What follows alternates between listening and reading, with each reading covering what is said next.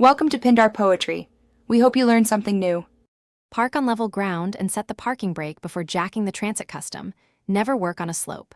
Chalk wheels with blocks or wedges front and rear, ideally 2 inches thick on each side, to stop rollaway. Use a hydraulic trolley jack rated for at least 2,000 kg and inspect it for leaks or damage. Gather 2 axle stands rated for the vehicle weight and a long breaker bar.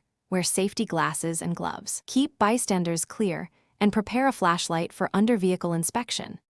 Open the driver door and consult the door sill for the marked jacking point location. Position the trolley jack under the reinforced sill jack point just behind the front wheel. For rear lifts, use the differential housing center or axle center as a rear lifting point when removing a rear wheel. Support the axle near its control arm if needed. Confirm the jacking pad contacts reinforced sheet metal or the subframe, not plastic trim or body panels, and rotate the jack saddle to align squarely before raising.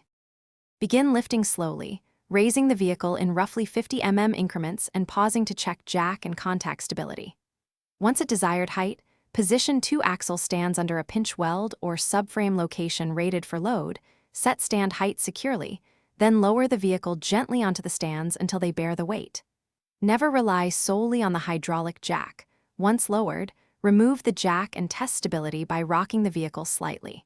When finished, raise slightly to remove stands, then lower slowly and torque wheel nuts to manufacturer specs. Thanks for watching.